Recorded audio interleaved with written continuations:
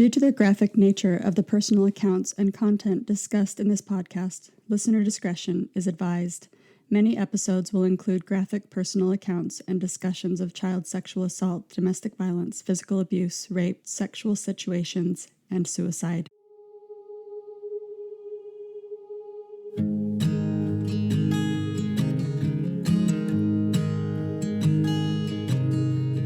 Oh my child, I know you're hurt and you can't let go.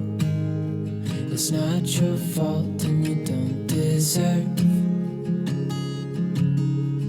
all the bad and the hurt.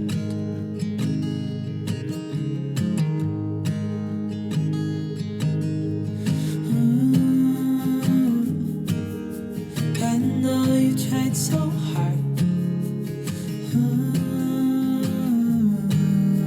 I know you've done your part. It's not fair. You did your time. How much longer will you suffer in this life? But don't give up. Just hold on tight. It'll be alright.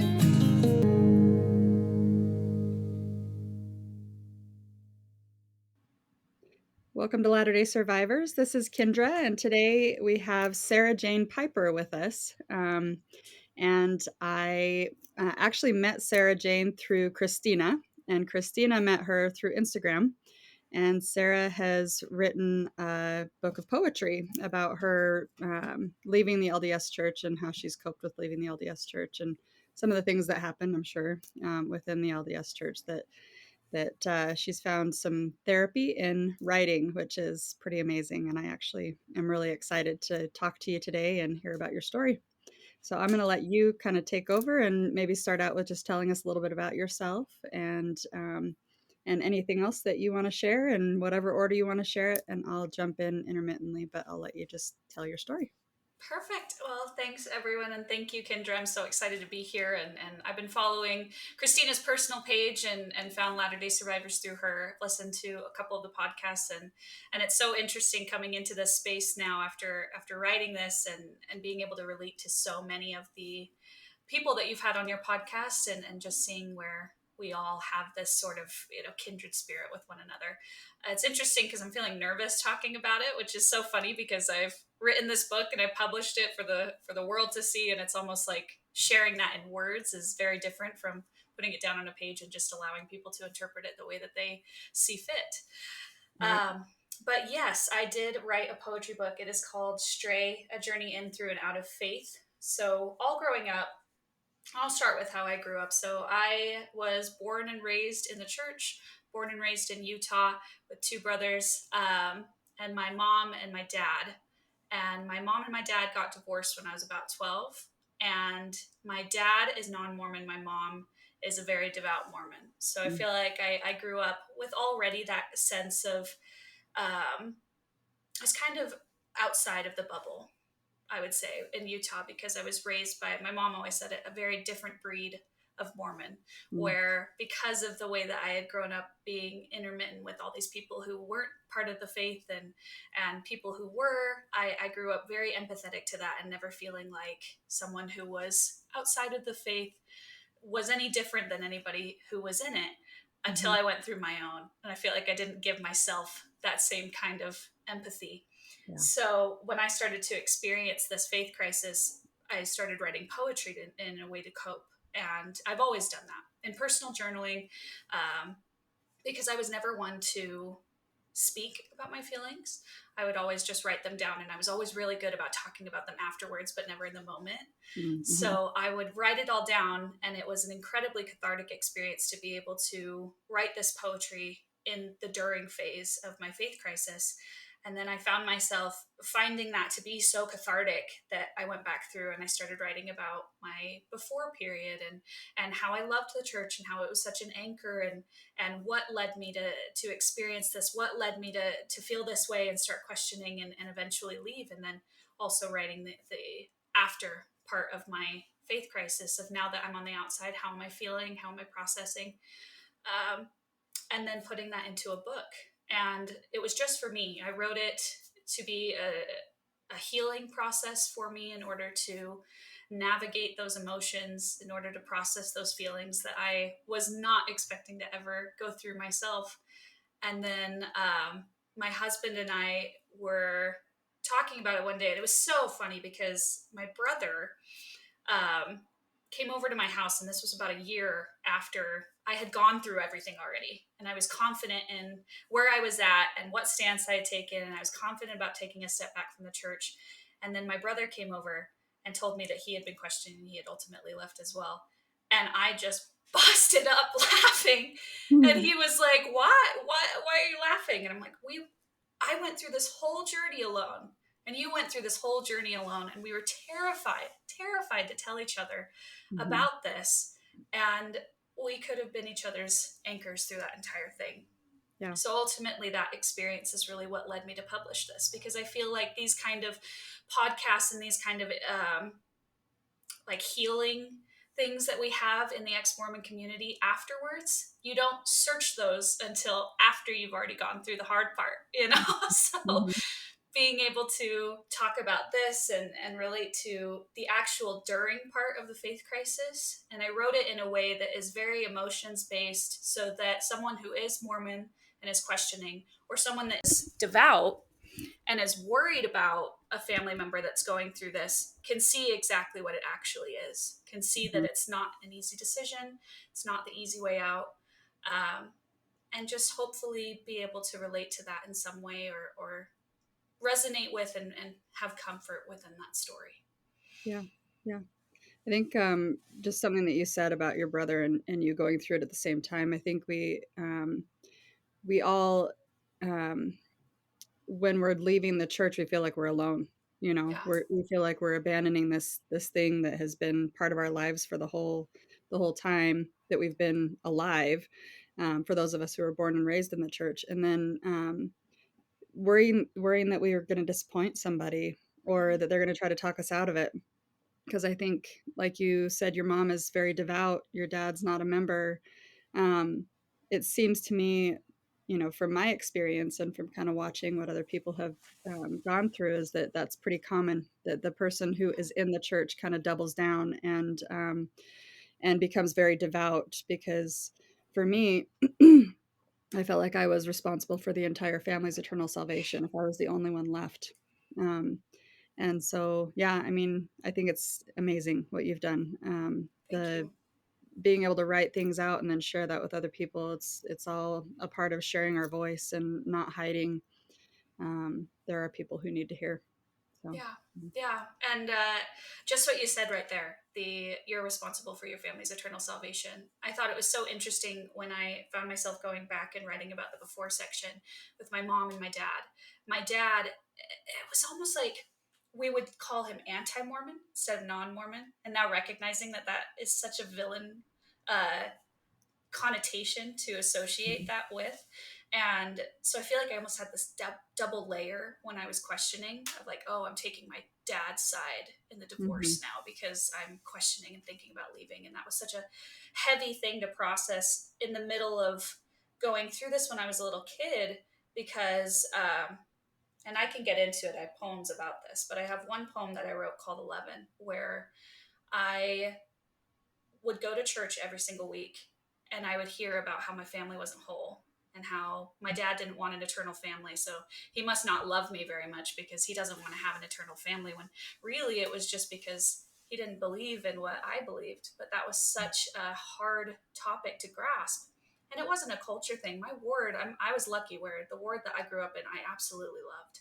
And the hmm people that I had around me in that ward were amazing. But it was the actual doctrine of family proclamation to the world. There were years that we couldn't go to church on Father's Day because all of us would just have such a hard time hearing that we weren't going to have an eternal family. And so to feel Yeah. that, of like, I almost feel like I had a duty to stay in the church even when I was questioning, because I didn't hmm want to have that experience of somebody else thinking that I loved them any less, because I Yeah. had to make that choice for myself. Yeah. I kind of grew up the same way. My dad didn't go to church. Yeah. He was born in the church and was, you know, went to like play basketball and and I think he did Boy Scouts, but he didn't go to church. His parents didn't go to church. Yeah. Um, so I felt that that just not feeling like you really belong, and then having the weight of the world on your shoulders that you're Hmm. responsible for everybody else, including your dad. Yeah. Try to either get them to come back, which that's the definition of conditional love, right? You love them Yeah. if they are a member, or if they come back, or if they listen to you. Yeah. Um, but yeah, I my brother actually does call me anti-Mormon, um, and I at this point I'm just like, if that's what you think, you're right. I'm Hmm. anti-Mormon. I am against being a member of the church, and I'm against Yeah. other people who are stuck in it being a member of the church. Yeah. So, And it's hard because you don't recognize that though. When you're inside it, it's almost like you get outside and you have that experience and all of a sudden you're like, "Oh my gosh." But I mhm, recognize why my family members feel that way as well because when I was in it, I would have never wanted to hear any mhm, of that. yeah. Well, in that phase of just barely leaving and your family noticing that you're just barely leaving, everybody is in a hypervigilant mode. Hmm. Your family is in this hypervigilant mode of trying to get you to come back, bearing their testimony to you, trying to get you to, to see that it's actually true. And for me, I was in kind of a hypervigilant mode of I've got to get everybody out. Yeah. Like now I know what I know. I feel like I need to get everybody out. So that responsibility for other people's decisions or other people's eternal salvation kind of transfers over as a person who leaves the church, that we feel like we're responsible to save them, to get them out of it because of what we know. Yeah. And see, it was interesting because I feel like I almost had an opposite reaction to Mm, it where I was so scared to tell anybody what I was feeling because I didn't want them to experience what that felt like because the church was such an anchor for me and I recognized that it is incredibly sacred to my family and it means so much to them and I knew that those conversations that I was going to have if I actually told them how I found out and what I was feeling instead of mhm, just I'm happy so I'm happier away from the church and I took a step back. It's hard because I feel like if I really delved into those actual conversations, it wouldn't get anywhere because it would just make them go harder into it and I would just end up hurting their feelings. So that yeah. was another reason that I really focused around this poetry on how it felt instead of um, talking about, this is why you shouldn't believe it, and this is why you should get out, and this is why I had these experiences. It was just, this is how I felt going through everything so that you can recognize why I have a hard time talking about it and Mhm, going now. You know what yeah. I mean? Yeah. I learned after after a little while that that hypervigilance in me trying to get other people out of it, their decisions are not my responsibility, but Yeah. it took me a while. Yeah. And I kind of held back on whether or not I was trying to get people out. Like I wasn't like really like throwing things at them trying to get them out, but if they came to me and wanted to talk to me, I'm like, this is part of my life right now. Yeah. This is part of what's happening with me. So if you want to talk to me, if you want to be a part of my life, then Hmm. you need to understand that that's something that I'm really passionate about right now, and I'm probably going to talk about it. And if it hurts your feelings, I'm sorry, that's not my intention, but this is who I am and this is where I'm at in my life. Yeah. So, and that's hard, because you don't want to hurt people's feelings. I didn't want to Hmm. take away something that they thought was actually good, um, because it's a hard road. It's really a hard road, like you said, to leave the Hmm. church. It's not the easy road. It's not. Yeah.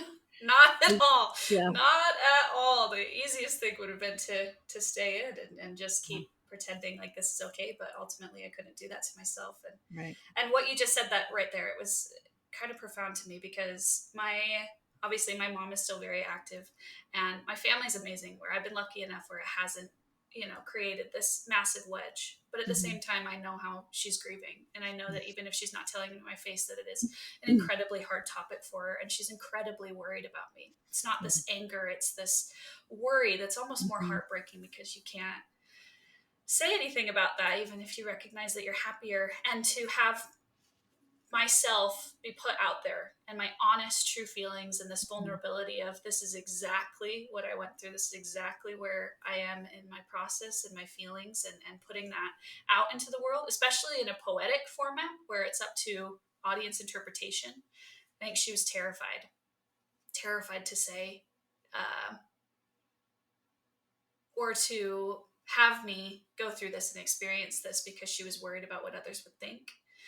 And she's worried that they could take it a certain way. And at the end of the day, I just had to tell her that, if people decide to take it that way, then so be it. But if it means that I helped one other person feel a little less alone in this, because so many of us go through it, and it's not until after that we feel comfortable talking about it.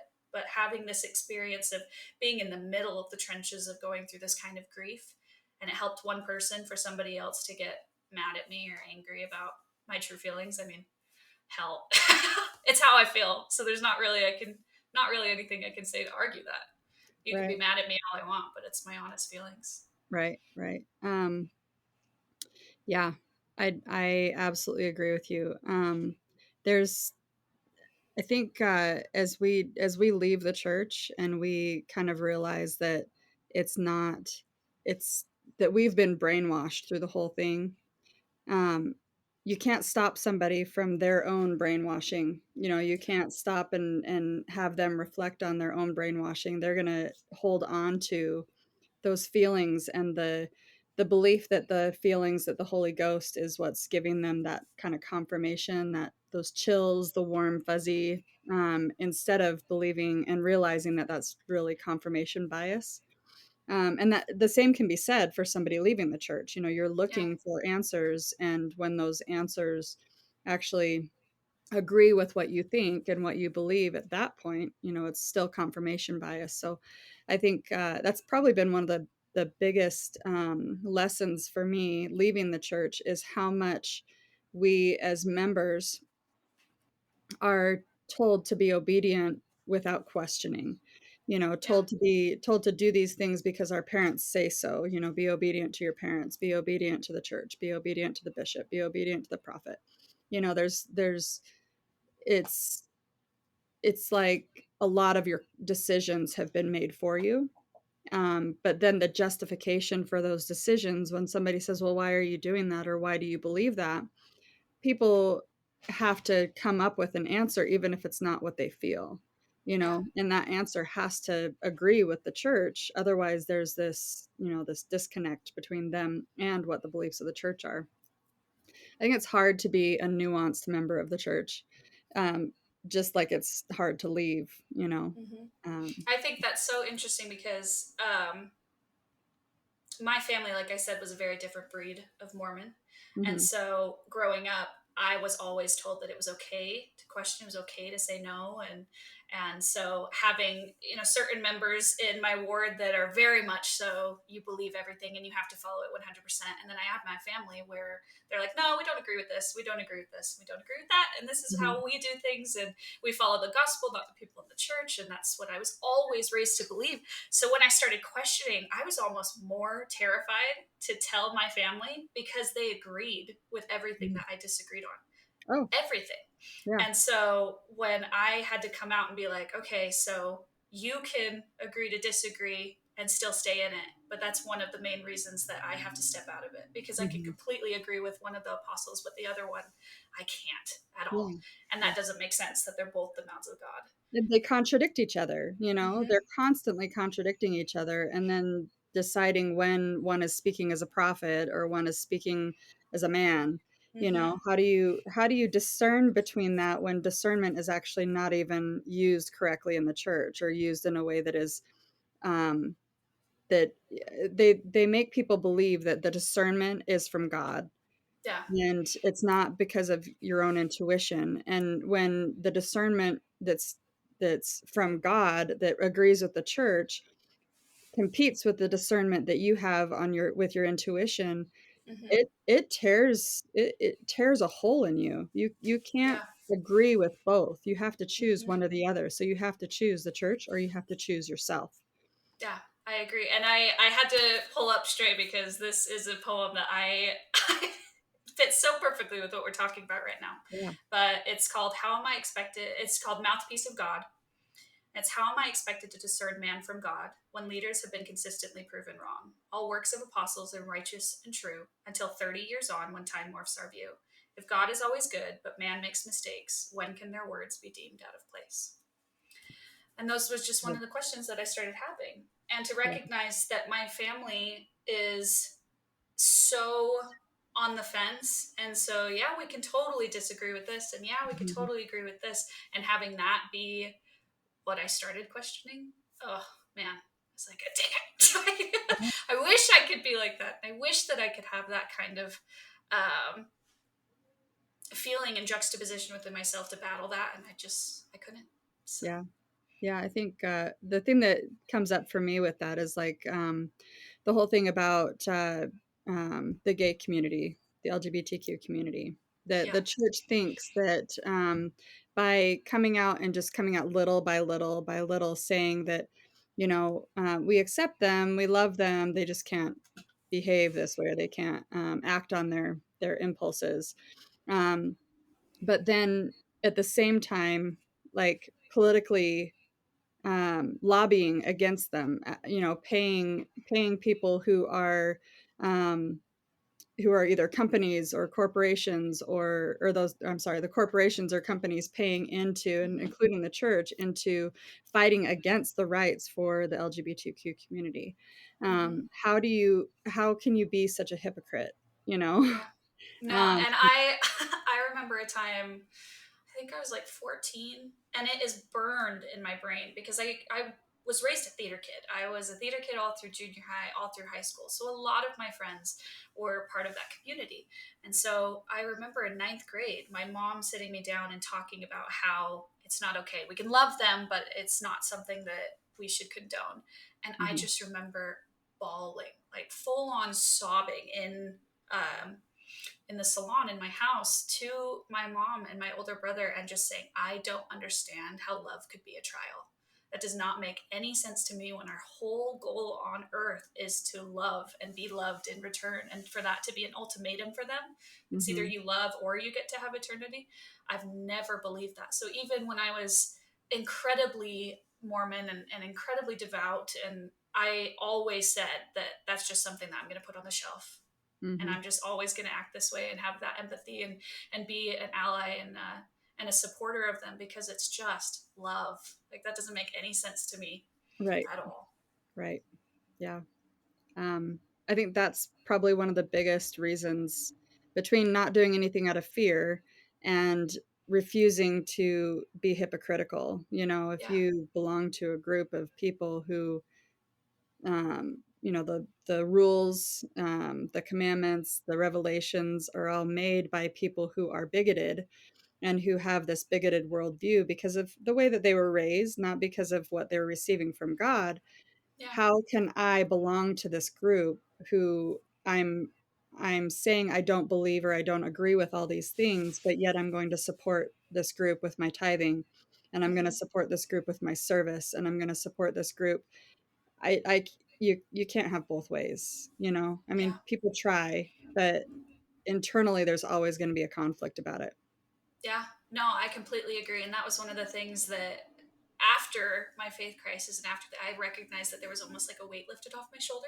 And I Hmm. have a poem in there that says, here, let me see if I can find it because it just sums it up pretty well when it comes to that. Let's see. It's called No Strings Attached. I said, I let go of my beliefs and open my arms. No justifications can tie my hands and prevent me from throwing out my support. No lingering but to follow the words, I accept you. I am more empathetic, I am more caring, and I have the ability to love without questioning. And I just felt that so much because that was something that I think the hardest part of going through my faith crisis, at least, was recognizing my relief and feeling guilty about that. Mm. And having this, I can't be happier on the outside. It's impossible for me to be happier on the outside. So why am I feeling so relieved? And then it would Mhm. almost be like this endless cycle of I'm guilty because I feel happier. And why am I feeling happier? And this is what I've always been told is the Holy Ghost that's giving me these feelings. But I Mhm. feel these confirmation feelings outside of the church, and being able to break that and be like, oh, it's how I really feel. Mhm. And I am happier and I am more elated, and all these things that I've always said I'm just a different breed of Mormon, are things that I can just accept now and not have any justifications or lingering buts to follow the words, I accept you. Yeah. Yeah, definitely. I Yeah. wholeheartedly agree with that. Um, One thing that you had said as well, about being fear based or faith based, that is one of the most important things that made me start questioning, because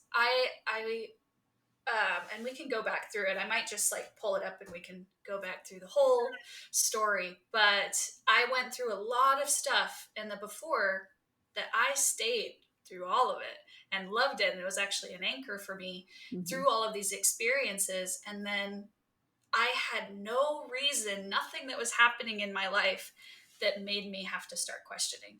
Mm. And it was just like one Wednesday that I started feeling like, oh, You I remember don't, the day. You remember it was a Wednesday. yeah, it was like driving home.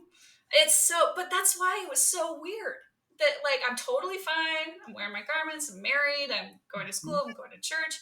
And all of a sudden, I'm just like, I don't feel good. Mm. I don't know if I am doing this honestly. I Yeah. don't know if I'm going because I want to. Mhm. Um, and that was one of the things I recognized as I started going to church after that feeling and feeling really anxious. And I Mhm. couldn't go to more than sacrament. And so Yeah. I started taking a step back, and I didn't recognize why I was wanting to take a step back. And that was the first thought that I'd had. Well, is Mm. this fear based or is this faith based? And I started thinking about how, well, am I doing this based on the fact that I'm going to get a reward at the end, or because I'm trying to avoid a consequence Mhm. afterwards? Yeah. And where is that actually coming from, that commitment that I have to this faith? And I ended up taking a step back. And it was so funny because it was March 2020. Mm. And so I remember calling my dad and telling him for the first time, like, hey, I'm taking a step back. I don't know if I want to be Mormon anymore. Mhm. And he actually warned me. He was like, if you are, stay in it until you're 1000% sure. Because Right. he was the only person in my whole family. Now recognizing that, we've had some really great conversations, but he was the first person, both sides of my family, all extended family, to leave. Mm. And he had to do that all alone. And I can't even imagine what that was like. And I've had a support system to help me through this, which has made all the difference. But I Good. remember calling him and I was like, oh my gosh, dad, a global pandemic is happening. Like, what if I just took a step back, I die, and then I get up to heaven and God's like, you were great till a month ago. You know? I was like, am I causing this global pandemic? And I was really that Right? anxious, though. It sounds ridiculous saying it now, but I was that nervous that, of course, Mhm. I picked that time frame. And my dad said something so funny. He's like, well, maybe God caused the global pandemic so that you don't feel guilty about not going to church. Exactly. You know, just listening to our back and forth and the conversation about feelings and fear and, fear versus faith. When an organization, whether it's the Mormon church or any other organization, hijacks your feelings and tells you what they mean.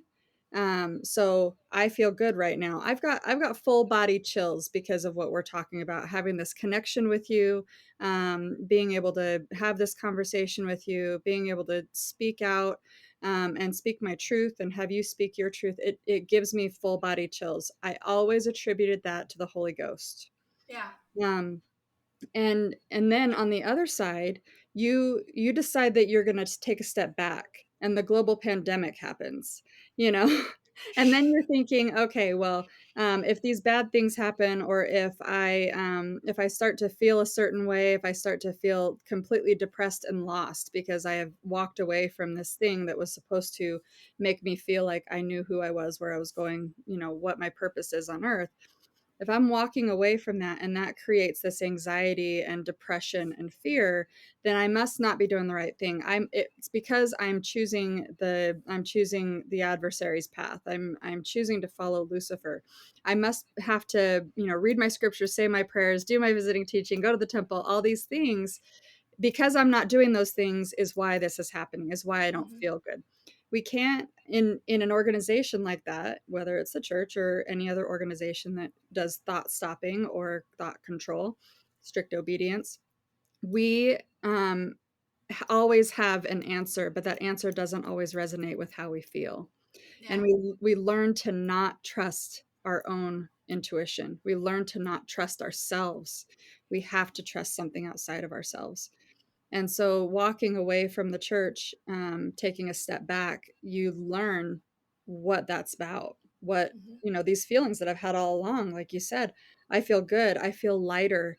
I feel like there's less burden on my shoulders. I feel like I have more time. Oh, look, I have a 10% raise. I mean, all these things, it's like, wow, I've been doing these things because I've believed that this is what's keeping me from falling apart, keeping my whole life Yeah. from falling apart, keeping the world from falling apart with a global pandemic. If I leave, is that just the straw that breaks the camel's back and tips the scales and makes the world go into a global pandemic? I mean, it's like you said, it sounds ridiculous when you say it, but it's not ridiculous when that anxiety is sitting Mm-hmm. inside your chest and you can't get rid of it because you have this belief that you are responsible for Yeah. things that are bigger than what you could possibly be responsible for.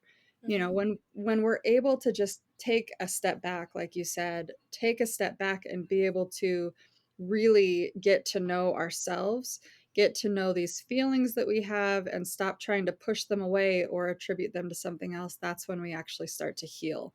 Yeah. I don't really believe that there is full personal healing within the church because people can't be genuine. They can't be authentic to their own selves. They can't trust themselves. Yeah, yeah. No, that's a great point. And recognizing that is almost scarier to Hmm. put that into perspective and give yourself that power back. But it's also Right. like that responsibility that you're throwing back on yourself of like, oh, Hmm. I don't have the answers all laid out for me anymore. And Right. I don't have a reason to be doing anything anymore. And now I need to go and find that again. And even something as simple as like, oh, what am I going to major in? I Hmm. can't pray about it anymore. Right. So Well, is you it just something can. that feels right with me? But Right. like meditate on it or manifest, Meditate on it, Yeah. yeah, manifest it, whatever you decide to use. Whatever. Use some Yeah, tarot cards to exactly. help guide you. Hmm. But I mean, all of that, even, manifesting, meditating, tarot cards, whatever, all those things that maybe technically you're putting it outside of yourself, you're also thinking about it. Yeah. You also have it on your mind. You're looking for patterns and answers, but those answers are coming from you. They're Yeah. coming from your own experience. They're coming from, okay, what do I love doing? What's my passion? And what can I do for work? And can I combine the two? Yeah. Um, I mean, I think, I think that's the most freeing part of it is that I'm not sitting inside this cage with an echo chamber of people telling me what to do. Yeah. I've stepped outside the cage and I have to trust myself. I have to actually feel what it feels like to make a decision that I'm wholeheartedly into and run with it. And not only am I following my own intuition, but I'm giving myself credit, you Yeah. know, Yeah. and taking credit and empowering myself to recognize when a decision is good and when a decision is not good for Hmm. me.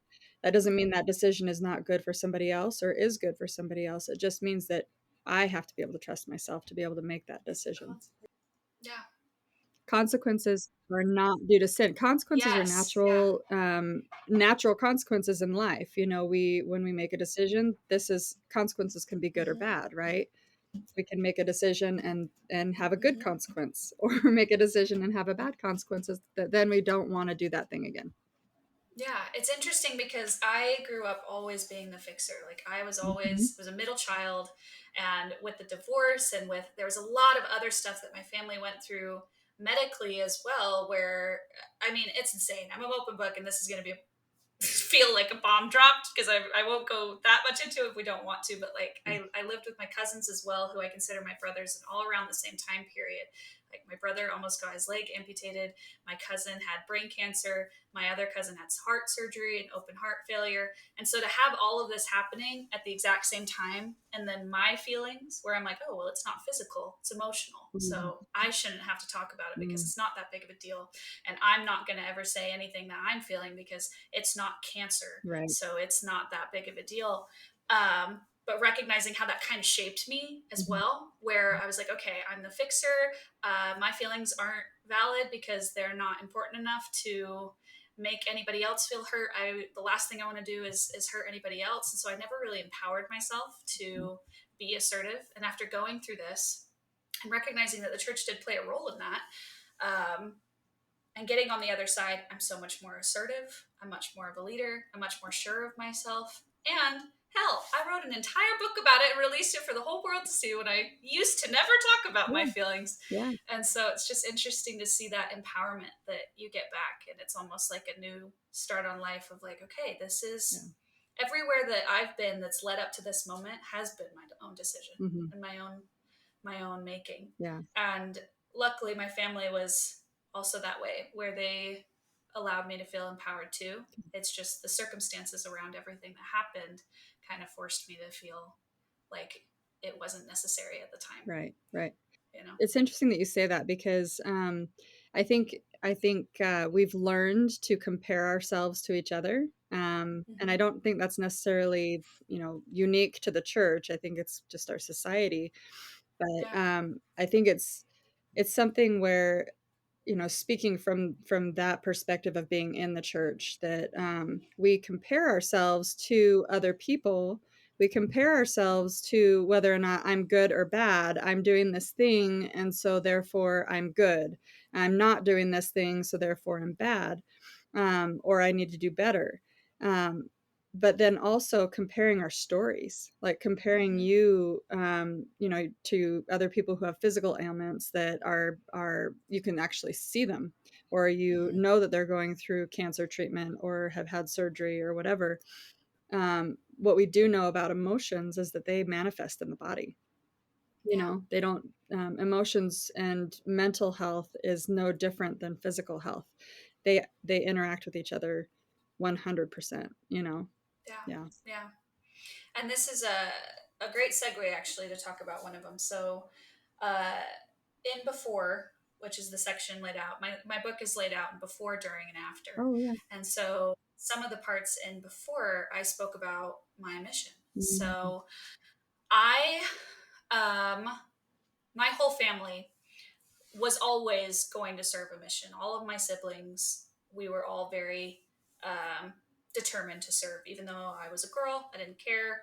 All of my so I consider my immediate family, my cousins and my own immediate family. We call each other the Huglenberg, so it's the two last names mixed together Oh. because we grew up together and we have gone through all of this. So I consider them my siblings, but every single one of them, including my mom, my aunt, all served missions. Mhm. And so growing up, it was very much, I'm going to serve a mission. I'm so excited to serve a mission. And this is going to be one of the best experiences of my entire life. So I got called to Berlin, Germany, which again I was incredibly excited because my maiden name is Lechtenberg. Mm. So I am incredibly German. Yeah, my maiden My name is whole Backman, it was actually Bachman or Svensson or something. Anyway, I've got mm-hmm, German in me too. Gearing and Gerke. mm-hmm. Yeah, my grandma's like one. We call her Oma. She's 100% German. Mm. All of my family traditions, all of my family history is all laid out in Germany. Mhm. So to get called to Germany, I was ecstatic. Yeah. Um, so I entered the MTC, and up until this point, I had never voiced my anxiety. I never talked about it because I didn't even know that I had it. I had a couple years before that in ninth grade, I had gotten my gallbladder taken out. And Mm. my body had actually killed the organ. Mm. So they didn't know what was wrong with it, but I was exhibiting all of the problems of gallbladder failure. So they just pulled it out Yeah. and then they recognized that it was just a giant ball of scar tissue. Mm. So my stomach had actually killed the organ. And later on, we found out it's anxiety, Mm. but I had never talked about it or voiced it because I never thought I needed it. I took care of everybody else. So in the MTC, I made it about a day. And the next day, I started feeling incredibly nervous. But I didn't recognize that that's what it was. I was just like, oh, I'm feeling kind of off. I Mhm. can't eat. I'm feeling kind of sick. And I don't know why. And I had my companion there. And I'm like, well, I'm about to serve a mission. I'm about to open myself to other people. Maybe it's time that I be open and allow God to help me. So why don't we just go upstairs and to the doctors and see what's going on, and I will ask for help. Mhm. And it was literally the first time that I had felt open about doing that. Mm. So my companion and I went upstairs. So this is the second day in the MTC, and they put me in a room, and I proceed to go through my very first full blown panic attack by Mm. myself in a closed off space. Mm. And it was awful. And I don't remember really any of it. And the one of the ladies just brought in some pill for me to take, and then sat me down. And then they told me I have separation anxiety. I am a girl. I don't need to serve, and that I should go home. I guess they called my mom at that point and let her know that that's what I was feeling. No questions asked, no nothing. And then they brought me out to the foyer, brought all of my suitcases. My companion was gone at that point, and I just spent the whole time alone, waiting in the foyer to go home. Mm. So that hurt. Yeah. And to then come home after only 2 days on a mission. Oh man, Mm. that kind of feeling of failure, Yeah. and that feeling of I caused this myself, Mhm. and I'm not strong enough to go. And And shame, I, all that shame. Yeah. so much shame. And then at that point, we had moved, and we were in a ward that was not good, just a Mm. very ostracizing ward.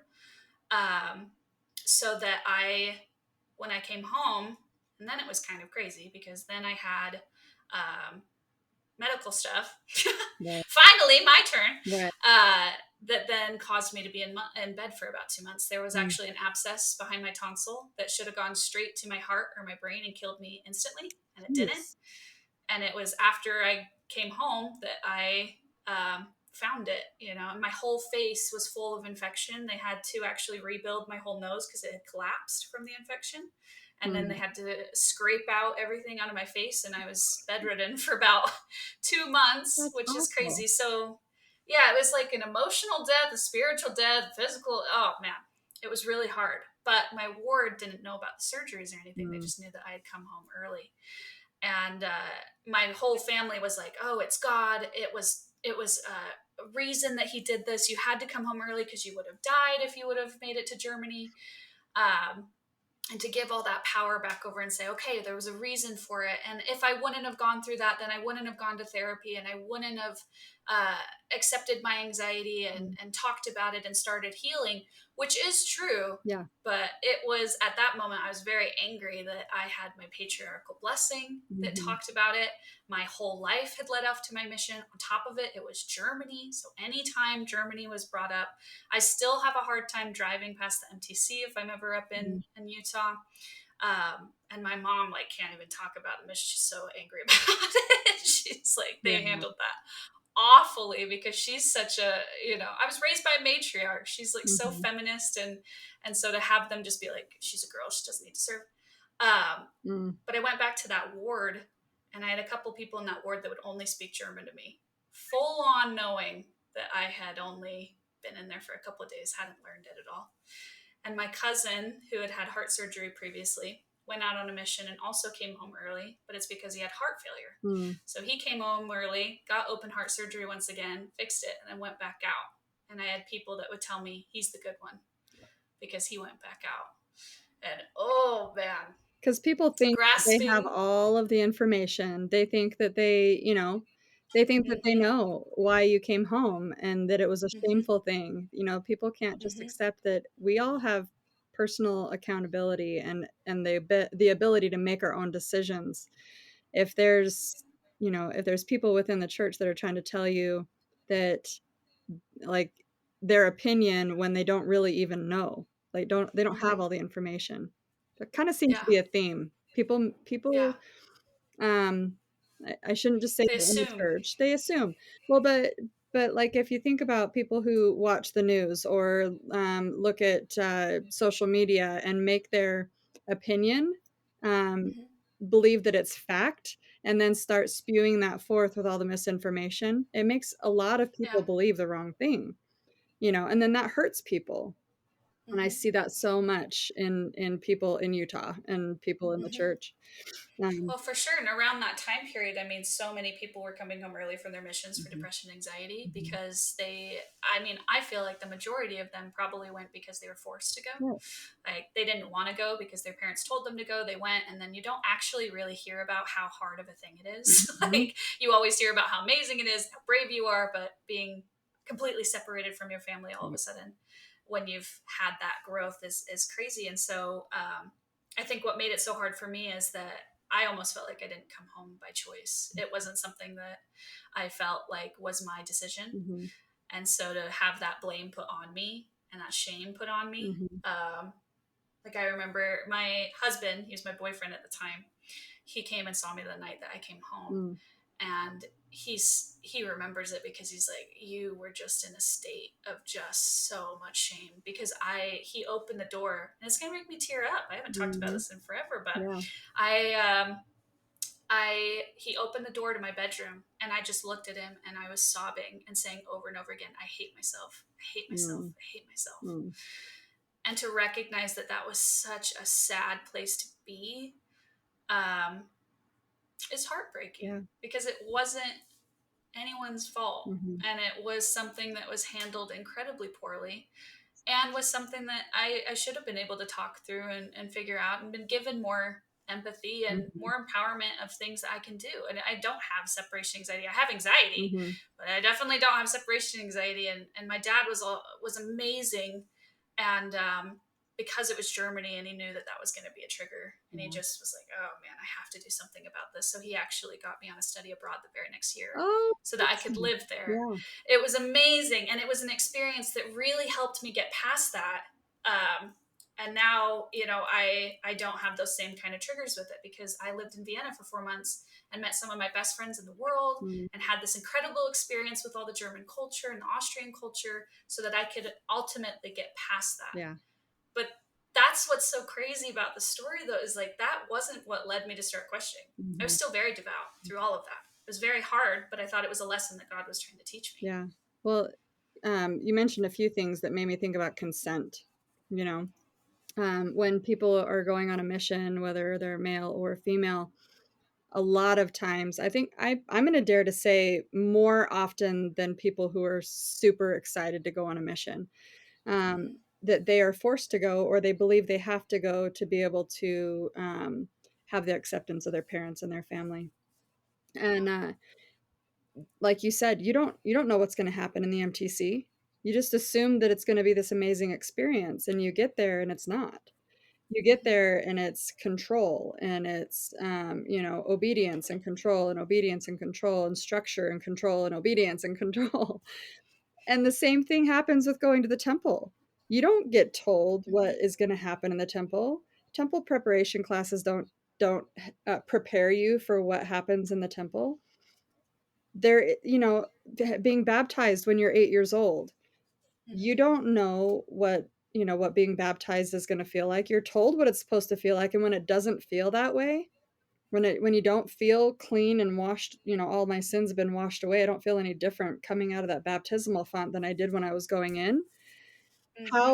How do I prepare for something and then be completely disappointed or completely disgusted or completely freaked out about what just happened, and then not blame that on myself because I'm not doing all these things XYZ? Because if I had been doing those things better, then I would have felt the way that they told me I was going to feel. I Another have one. another one that goes along with this. Yeah. So, what you were just saying about the temple, because it's so sacred, we never talk about it, we Mhm. never hear about it. And it's that kind of thing, right? Where we always see all the amazing parts, but we don't hear any of the hard Yep. parts. So, I wrote this poem called I Love to See the Temple. And then I'll just kind of explain what happened with my journey after that. Okay. I said, as a child, I sang the song. Watch those around me praise my faith, praise my reliability to maintain my standards, standards placed upon my head and fed through my ear.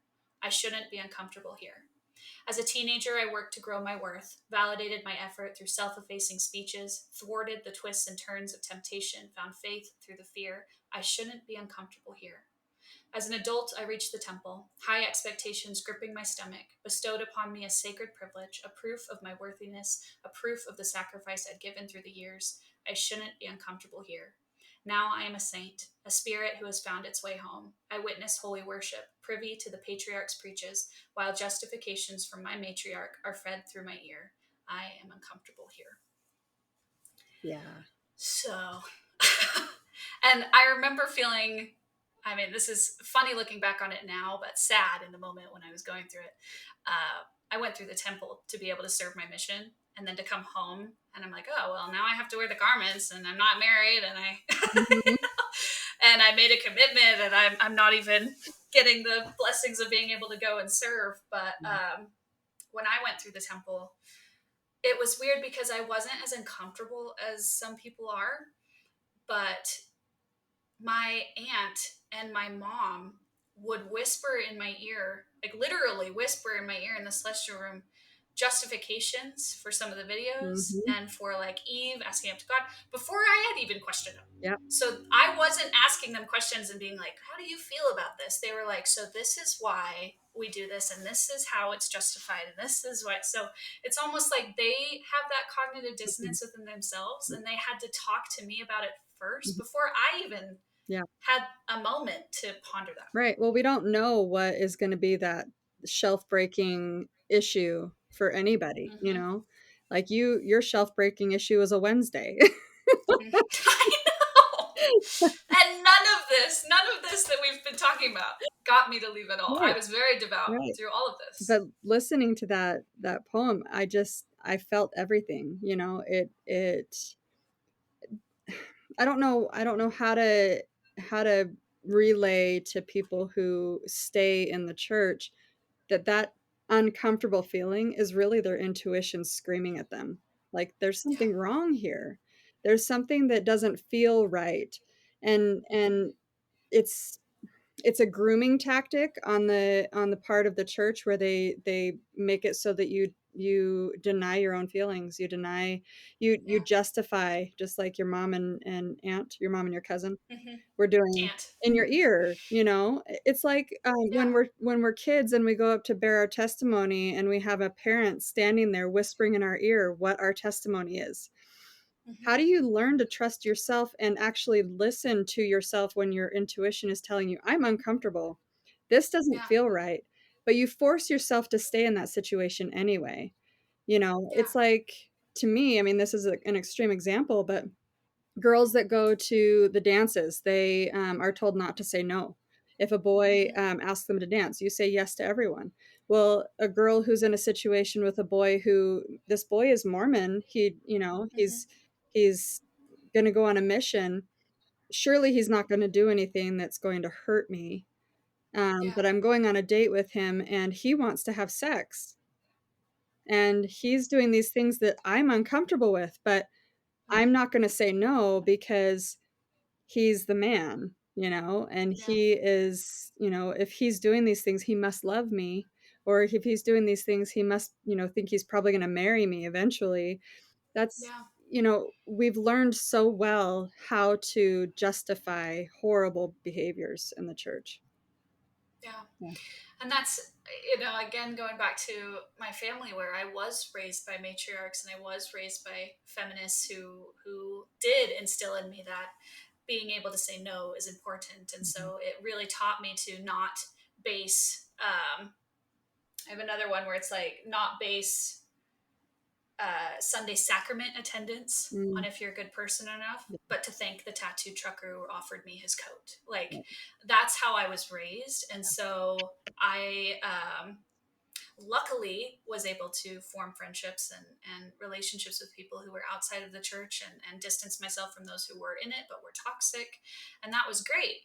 But when you start questioning that, it was so hard for me to be like, I agree and you agree, but I have to take a step back because of how I was raised and because you instilled in me that empowerment. mhm, Uh, that was really difficult and terrifying to tell my mom. But so my husband, he was not Mormon. So his whole family is Mormon. He was raised Mormon, but he went inactive when he was like 12 or 13. mhm, and he was inactive all growing up. And when we started dating, he was inactive, and I didn't care. I loved him, and he was amazing. He still is. He's my best friend. He's my favorite person in the world. But having that like hang over us and loom over our heads of I want to get married in the temple and you don't want to get married in the temple, but I'll be okay with it, and that guilt that he was feeling for that. And ultimately he decided to get married in the temple for me, Mm. and we stayed Mormon. And then it was hilarious that I was the one that started questioning and came home and he's like, what? I bet he was like, And I'm like, yeah, sorry. Well, and that's what was so crazy is I talk about in this poetry how I had to go through this alone. And luckily I had a spouse who felt the exact same way who I did. So he was with me through all of it, which was amazing. mm-hmm, But we had very different experiences because I feel like when he allowed himself to start researching, which was funny because I told him I wanted to take a step back, and then it was like 6 months of just, I'm not going to talk about anything. I'm just not going to church, but I'm not going to research anything because I'm terrified that it's not true. And I don't want to come to that conclusion yet. I'm and it's not all ready to let go. anti-Mormon.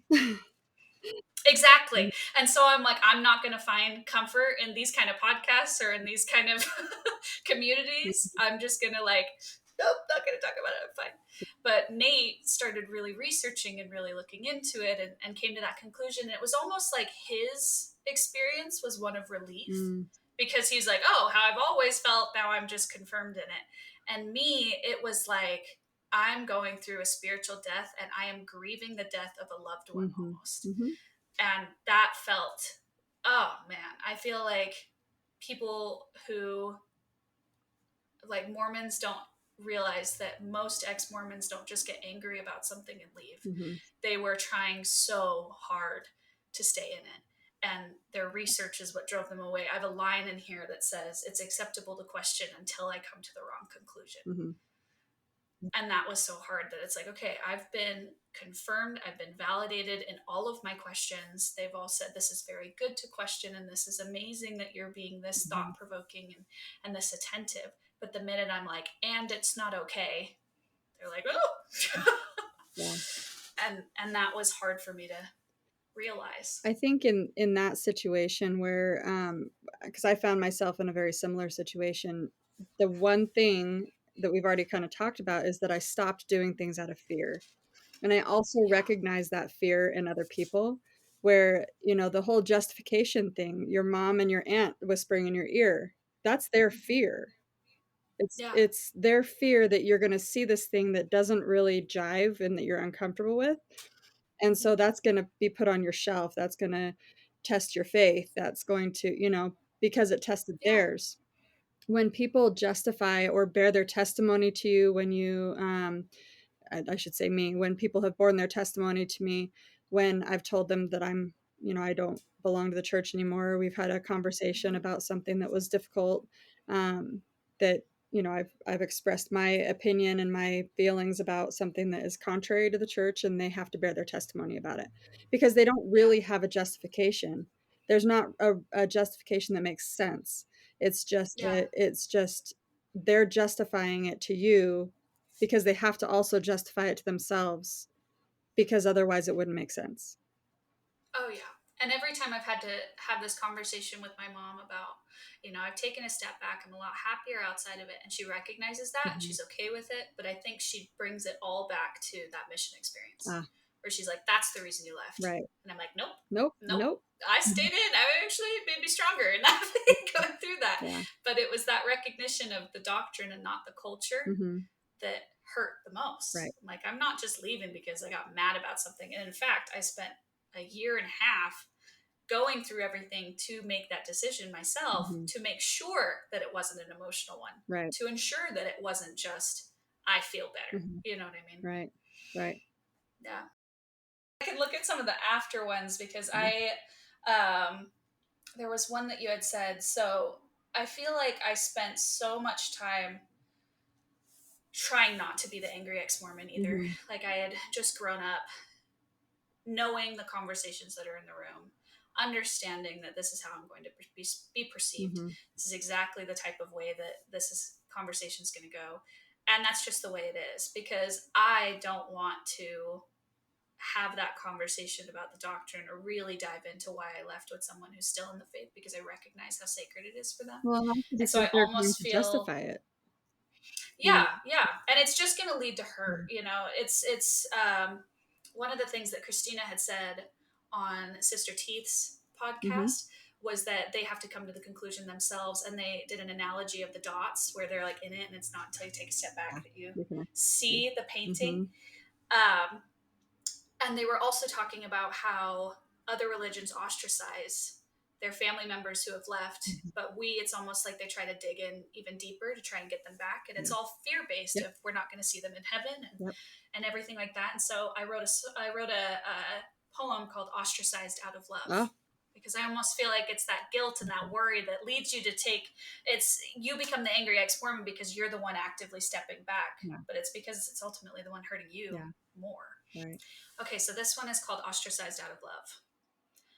We feel your worry. You will try to bring it up in a casual way, not asking us to come back, only sharing what you learned today. But when we don't want to stay, you'll believe it's the weight of our shame. We don't want to argue. We don't want to destroy your faith. We don't want anyone to experience this pain, to understand why we feel this way, to accept that maybe we were betrayed. We'll never share what we have to say. We'll accept that we'll never agree. We'll be selfless, holding back our pain for your beliefs. We'll know that you will mourn our souls that won't be saved. We'll grieve in silence, knowing you hold the weight of that blame. That's good. And Yeah. I have one more to go along with that as Okay. well. So I feel like going through this, like I was saying, I didn't want to have that persona. Right. So I feel like I just worry about that persona a lot, because the whole point of this poetry was to make sure that a Mormon could read it as well and understand our thought process and Mhm. understand that feeling, and hopefully be able to bridge that gap so that we can have these open-ended conversations about faith Yeah. crisis. And so I also wrote poetry that is based in anger so that they can see why we are, because we have every right in the Mhm. world, because we were betrayed and we experienced this, and then all of a sudden we're made to feel the bad Yep. guys. We are the ones who are breaking up the family, Mhm. when really it's a mix of both. You know what Yeah. I mean? Yep. Like there is a lot of feelings and emotions that go into this, and anger is one of them, and we are justified in every reason to feel that Right. way in the middle of going through it. Right. So I wrote this one to hopefully help them understand why Mhm. we get to that point. But it's called Am I Allowed? My spirit was ripped from my body, an extension of my soul I now find foreign. Am I allowed to be angry? My entire belief system redefined, a healing process requiring me to start from scratch. Am I allowed to be angry? Deserted from my community, my identity erased, a stranger to my family they now find foreign. Am I allowed to be angry? Yes. Yeah, exactly. And now I'm not. I'm great. But going in through that, it's something that I think the hardest part of this whole thing is, especially in releasing this, is recognizing how much hurt I've caused my family members just by being honest and authentic with myself, Mhm. and that it's all based around the Yeah. church. But I actually dare to say that you didn't cause any of that pain or hurt, Yeah, because if you being authentic to yourself and choosing yourself over an organization that's hurting you hurts them, that's not about you. It's not about yeah, you, it's about them. And it's about their own fears and their own worries and their own justifications and their own stuckness. They're afraid for you because they don't want you to change. They don't want you yeah, to grow outside of the church. They don't want you to outgrow the church. But the people who don't outgrow the church or don't grow in the church are people who are just stagnant. They're stuck. And are yeah, they really happy that way? Do they ever really have the experience that we're told in the temple is the reason that we're here?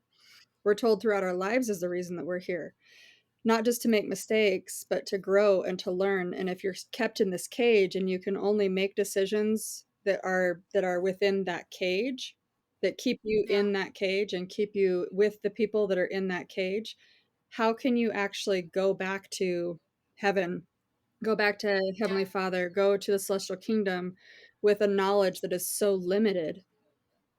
It's so limited to this one worldview, this one belief system. yeah, Yeah. And no, I even have ones where I feel like, I have become more assertive. I have become, I've changed in that aspect of feeling a lot more secure within myself, Yeah. and learning the definitions and differences between what is selfish and what is taking care of Mhm. myself.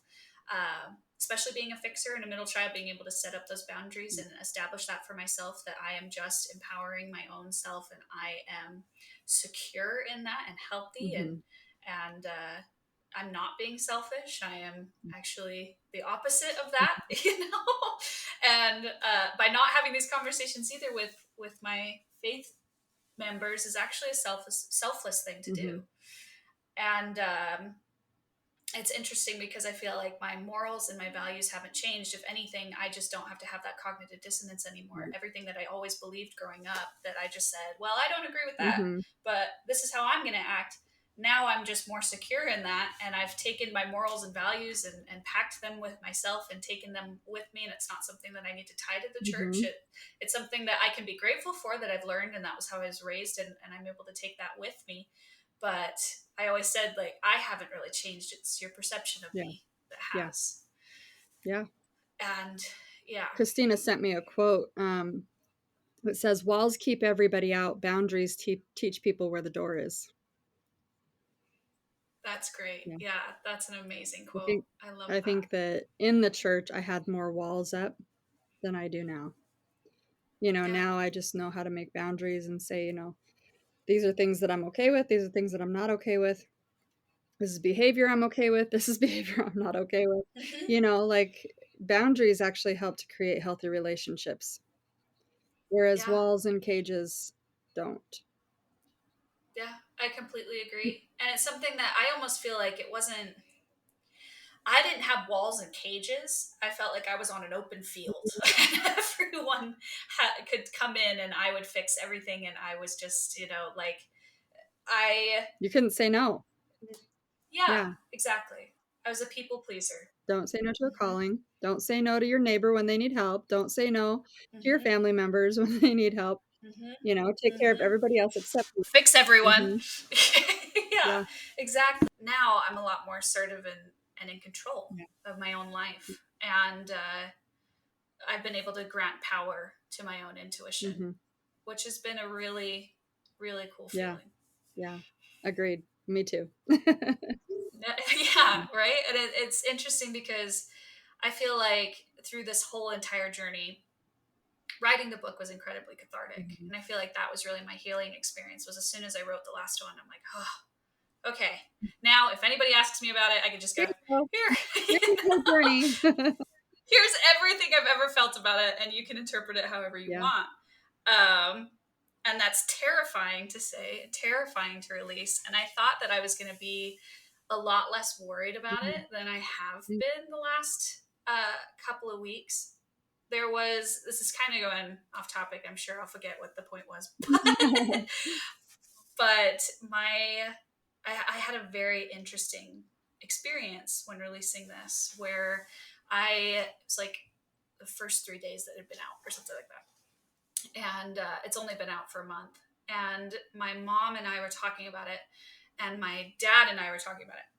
And my dad has been incredibly supportive through the whole thing, Mhm. which has just been amazing. And our relationship is amazing now. We had a lot of bumps and bruises growing up. There was a lot of things that we had to work through. And it's like the last year and a half, it's been this complete Mhm. turnaround, which a lot of people don't experience. And I recognize how grateful I am for Yeah. that.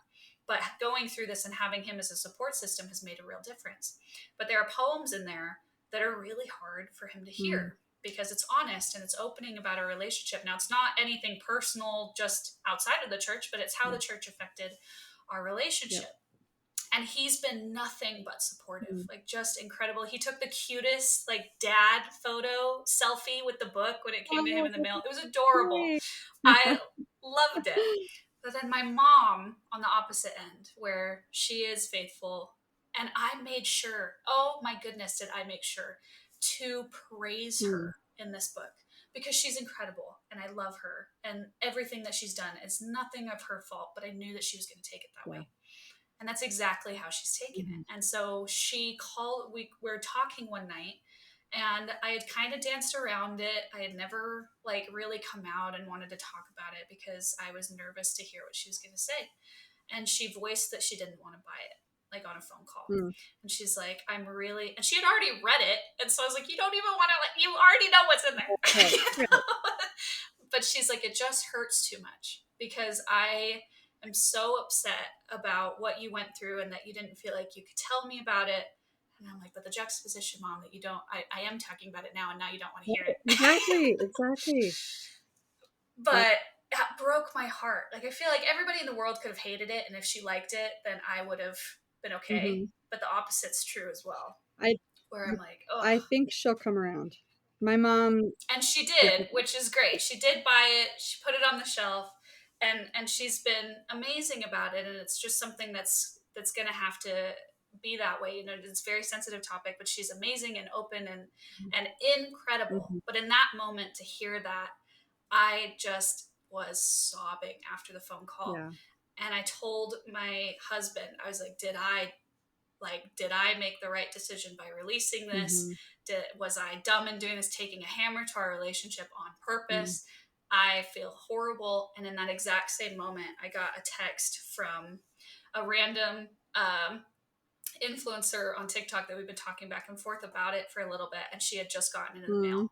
And she started sending me exactly what poems were oh, resonating with her. And she sent me photos of all the tabs that she had related to in mhm, each of the poems. And she's like, I am crying reading these oh, in the exact same moment, yeah, which was such a cool, cathartic feeling of mhm, like, okay, I'm putting myself in this position, and I knew that this was going to happen, that I was going to have these kind of hard mhm, conversations.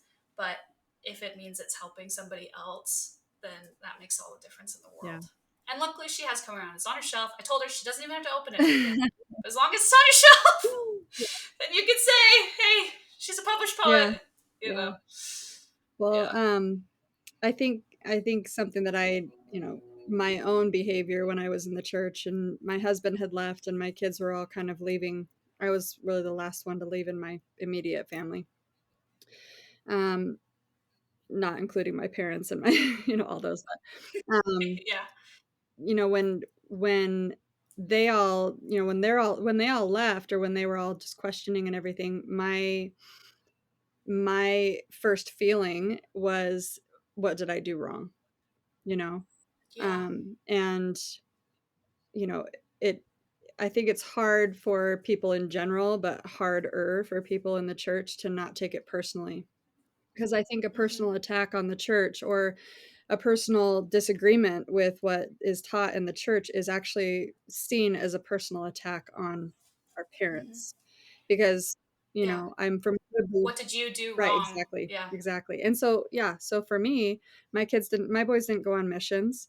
And Mm-hmm. even though I was this is where that conflict comes in. I was okay personally with them not going, but and this sounds really shallow, but reputation wise in the church, in the cultural acceptance of the church, them not going made it so that people who I didn't even really like or was friends with had judgment for me, judgment for our family, the way that we raised the kids. Mm-hmm. Um, Mm-hmm. and that's always this underlying, feeling within the church is that's the expectation and you don't live up to the expectation, so therefore you did something wrong. I recognize that completely because when I was going to get married civilly to my husband, which I was 100% prepared to do, I loved him, I didn't Mhm. care. And we always made the joke where, okay, if you're right, then we'll get up to heaven and go, great. And if I'm right, we'll get up to heaven and go, great. And we'll just do whatever is there, you know? And, but to recognize, I used to have all these conversations with my mom of what are people going to say when they see the wedding Mhm. photos? What are people going to say when they see that I wasn't married in the temple? Are they going to think that I sinned and that's the reason that we're here, Yeah. or all of this stuff, when I had known that I had did everything right and Nate had did everything right, and it was just a concept of belief. Oh, Mhm. And why does that matter, right? Why does that matter? It matters exactly. to us as the person who's getting married because the people who we've grown up with, we know what their reaction is. You said Mm-hmm. that earlier about people, when you came home from your mission, I think you said something, also, I can't remember what else, but it was about being judged. They Mhm. make their assumptions, and those assumptions are true. They tell themselves a story, and you're bad. Yeah. You made a decision that was bad. Yeah. And I have a poem that goes into the mission as well, where I said it would have been better to have never gone than to come home early. And Exactly, exactly. it's true. And there's one that when you were talking about your mom, this one sticks with me, and I absolutely love this poem because I think it explains pretty. Uh, I can't think of the word. It just explains it. Eloquently? Where yes, thank you, thank you, eloquently. I don't feel like I'm nearly fancy enough to attribute that to myself, but I love this one because it perfectly describes how I feel with my family members. Because it's just how I feel is going to make you sad, and it's not Mhm, that you're upset. It's not that you are angry. It's that you genuinely care for my salvation. mhm, So this one's called "You Grieve." It said, "It breaks me to know that you are not angry. You are not upset. You are genuinely concerned. My happiness causes you pain, causes you anxiety, as if my salvation depended on what you did wrong. But you did nothing wrong, and neither did I. I guess that's what breaks my heart the most.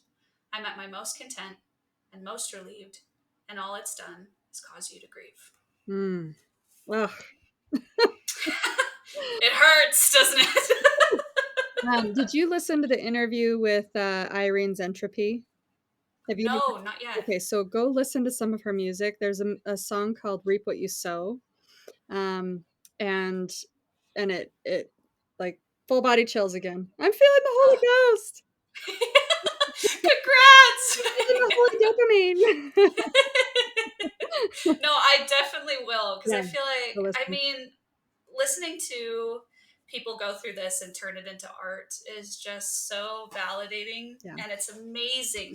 It's just so validating to hear people turn this into art. And I wrote one in here as well that I was trying to write it from the perspective of a children's book because I'm like, how do I explain this to someone Mm, who thinks that my salvation's in trouble, who genuinely doesn't think that I can be, the difference between happiness and joy, that can't feel that I am, joyful, not just like a materialistic mhm, happy. mhm. So I wrote this one, and I think it's the only one that's really been able to get through to my mom, at least, Oh, where yeah. she could see that it's like, okay, this isn't just I got angry about something and I Mhm, left, but it's genuinely how I feel about myself. And I can recognize that I am happier and I'm mhm, different. mhm. And that's a good thing. Yeah.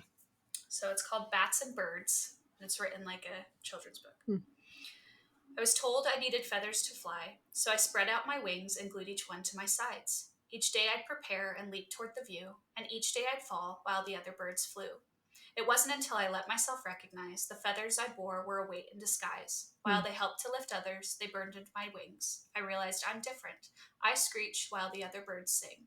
mm, So when asked why I strayed away, why I no longer pursue the light, I show off my wings, smile, and say I'm much more myself at night. mm, mm, And I think that's what's really helped her to recognize that is something that she finds light in, or that she recognizes is good for her, or that faith that she still holds within herself is not good for me. yeah. And that was the only way that I was able to really personify that Mhm, and say, like, it's not, it brings you joy and it brings me pain.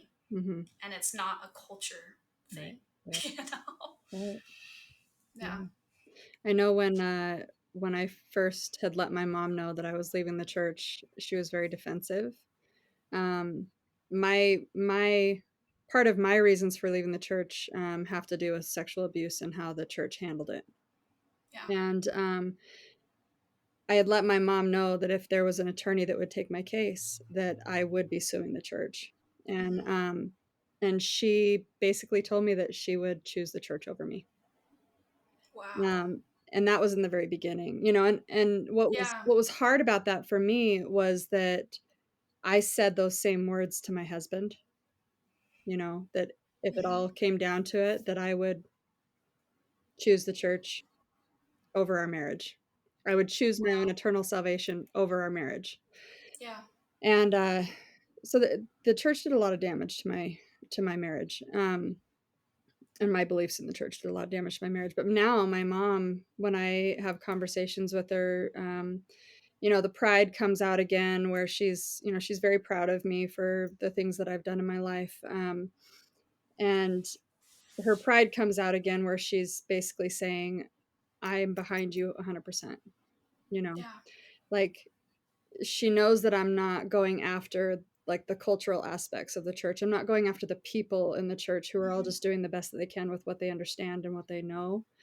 Yeah. Um, I'm going after the people who have protected perpetrators, Yeah. I'm because they know, despite the fact that they did this thing that they think that the church probably, maybe the church told them to, the church attorneys told them to, they're doing this thing against their own intuition and against their better judgment of the law.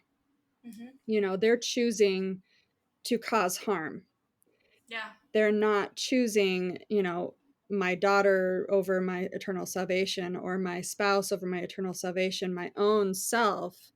Yeah. They're choosing a corporation and the reputation of the corporation over Yeah. the individual, over the victims, over the survivors. Yeah.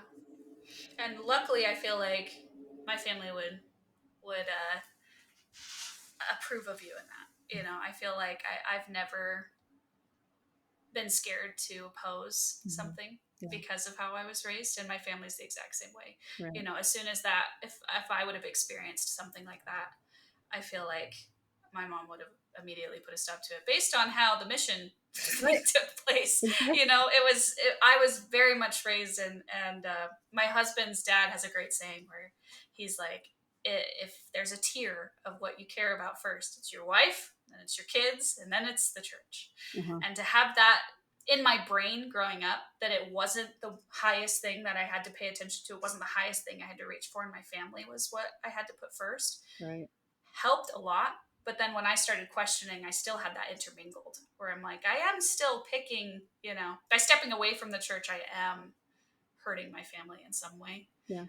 Well, they're hurting because of your decision, right? They're hurting Yeah. because of your decision, but I would actually change your father-in-law's, analogy. I would say, first you love yourself, Yeah. because in the church, I think that we're not taught to love ourselves. We're taught to love our Yeah. families. We're taught to, love the church. We're taught to be loyal, but we're never taught how to actually know and love ourselves. Yeah. No, So, I completely agree with that. right? So you have to put yourself first to be able to even love your spouse, and Hmm. then to be even able to love your children. One of the worst things that I think that I did as a parent is that I didn't love myself, and I didn't really even know myself when I became a parent. So Yeah. then how do I love my kids better than I loved other people, or better than I loved myself, or as much as I loved myself? All of my judgments and beliefs were all projected onto them. The expectations were projected onto them. The expectations that I had placed on me, Yeah. where I didn't really like analyze what's good for me and what's not good for me. I did better as I raised my kids, but I think I did an amazing job if they were all able to Yeah. leave the church Yeah. without worrying about how it was gonna make me feel, which I know they worried about how it was gonna make me feel, but they did it because Yeah. they were honoring their own truth. Yeah, no, and that's a great point to make. You know, it goes back to the selfish versus selflessness. And I Yeah, think that's been ingrained in me of, if I think about myself first, uh-huh. then I'm being selfish. Right, And to unlearn that, I mean, recognizing, even talking to you right now, I'm clearly still working on it right, because I feel that way, where I'm like, oh, I set up the boundaries, but yeah, when I'm talking to you, I'm like, oh, it's not me. It's, right, see? I don't need to talk Yeah, about it. I need to make sure my family's okay when I'm talking about these things that are very real and very yeah, authentic and very vulnerable. right, But I don't want to upset my family when I yeah. talk about how it's just how I feel. Yeah. Well, I think that that's one thing that my mom was able to see also eventually, was that I raised you well enough to think for yourself. I Yeah, raised you well enough to have an opinion and have the ability to do what's right for you and your family. And yeah, and I think that's hard. It's a hard transition because the first reaction from a parent is kind of a knee-jerk reaction. you know, Yeah. it's Yeah. this is the way it's supposed to be, you know, not let's talk about this and help me to understand you. Yeah. There's points of pride in knowing that you've raised good, um, intelligent, socially aware adults. Oh, for sure. The church doesn't encourage children to have autonomy. They are obedient to Yeah. their parents. Yeah. Yeah. Yeah. And I think with something that's so interesting in my journey is that my mom, when I first told her, like, I remember calling her. I have a whole poem talking about how I was like shaking, and I was so scared to have this conversation with her, and I was thinking about every single worst possible scenario that could happen, and every wrong turn that this conversation could take. And I said that I would spend a lifetime disappointing myself to avoid disappointing you, because I was Mhm. so scared. And when I called her and told her, it was like she didn't even bat an eye. She was like, I love you. Mm. And what did she say? It was so funny. Where she's like, are you selling drugs to children out on the street? And I'm like, no. And she's like, and at the time I was interning at a foundation that protects women from violence. It Uh-huh. was, and so she was like, what are you doing for a job right now? I was like, I'm literally protecting women from violence and Mhm. helping stop that. And she's like, you're a good person. Yeah. You're an incredible person. And I raised you right. And that's all I care about. Mhm. And so to have that be the initial response, Yeah. I remember just being so elated and so excited. And, and just like recognizing how lucky I am in that, to have a parent where it didn't change anything. Uh-huh. And then just the longer it's gone on, that now it's, I wonder if at the first part she was like, it's fine for you to question, take a step back because it's a phase. Ah. And I don't know if now she's recognizing that it's sticking and it's going to be like this forever. Because I thought when I released this poetry, when I released how I was feeling, that she was going to be just as open as she was when I first started questioning. And I think now that I've made it public, she's scared for me. Mm. She's scared that I'm going to be attacked or taken the wrong way, and I've opened myself up to that. Yeah, I think that the people that are in the church still, not everybody, I kind of lump them all together, but I think there are a lot of people in the church that believe that people who are leaving or falling away are more likely to be attacked. But the reality is that the people that will be attacked by are them. Mm-hmm. You know, who else is going to attack us? Mm-hmm. People within the church. So, you know, what does that say about them? Yeah. What does that say about the people in the religion that are, you know, that have been taught how to be judgmental, have been taught how to ostracize people who choose a different way, have been Yeah. taught to demonize people who choose a different way. You know, I remember so many testimonies standing up in fast and testimony meeting where women were sobbing, telling the whole story about how their child fell away from the church. You know, Mm-hmm. that right there is a cure for a lot of people who are thinking about leaving the church. That kind of pain, nobody wants to cause Yeah. that kind of pain.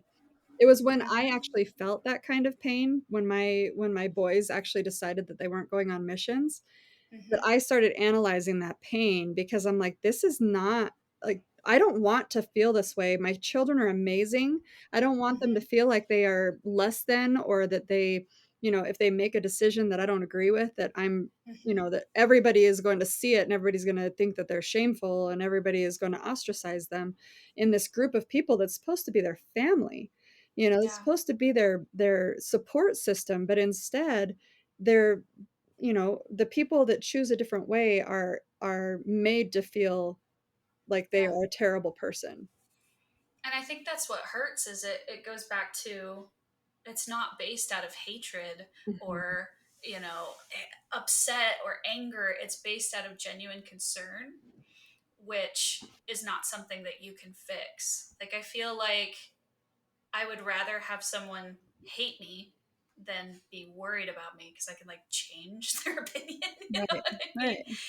And just recognizing that is really hard. And I think with my family, um, I'm able to have these hard conversations and talk about it because they've made it very clear that it's not going to change our relationship. They've made it absolutely certain, and without a shadow of a doubt in my mind, that no matter what I say, no matter what I do, because I'm being authentic and I'm Mhm. still uh, a good person with morals and values, that it's not going to change the relationships that I have with them, Yeah. which was another reason I wanted to publish it, because I have that luxury and I have that almost privilege to be able to say, hey, this is how I'm feeling, and I'm going to be open and honest about it. And I'm not losing nearly as much as some of my other friends who have, just by Yeah. talking to their own family members about it and not even being open about it. Right. So I have this one called Yay! The Easy Way Out. Oh, And it was just a way to personify again where the easy way out, that's what you always hear, right? So it's like, you took the easy way out, or all the negative connotations that go along with it. Like you were saying, they fell away. yeah. They jumped off the deep end. They strayed. Yeah. They're anti-Mormon. They're in a pop state. They didn't just walk away. They had to keep talking about it. Yeah. Things like that. And They can leave the church, but they can't leave it alone. exactly. And so this one's called The Easy Way Out. I handed over my weapon and stepped into the circle. I admitted I was a fraud. I volunteered for the shot.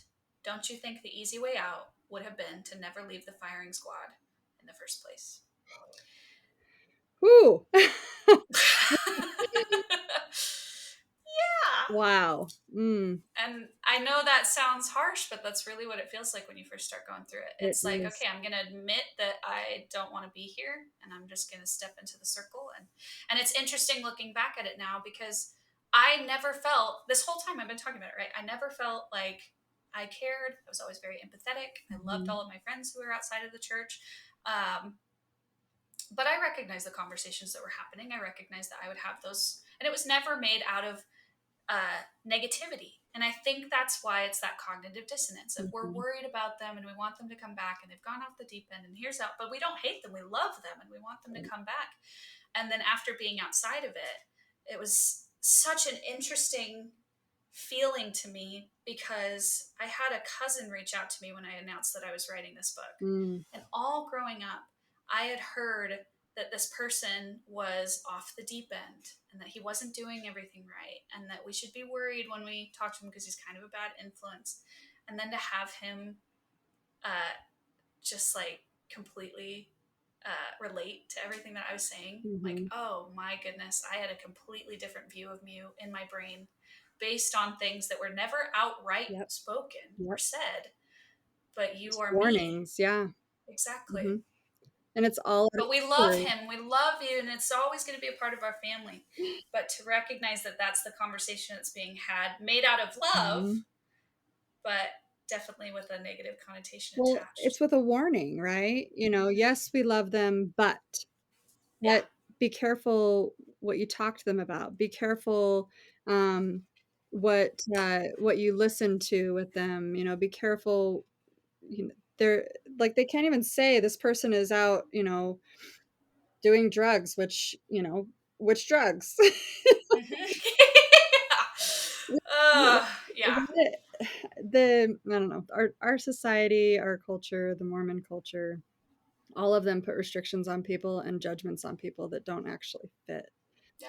You know, And it's interesting that it's like, it's I recognize isolating. that I didn't do that with some people, but I did with others, and it wasn't meant to be. And especially with my dad. Yeah. Like, I had such a negative connotation when it came to that, and when it came to anything that had to do with the church. I'm like, you're blaming your bad choices on the church, and you should have, done all this and this and that.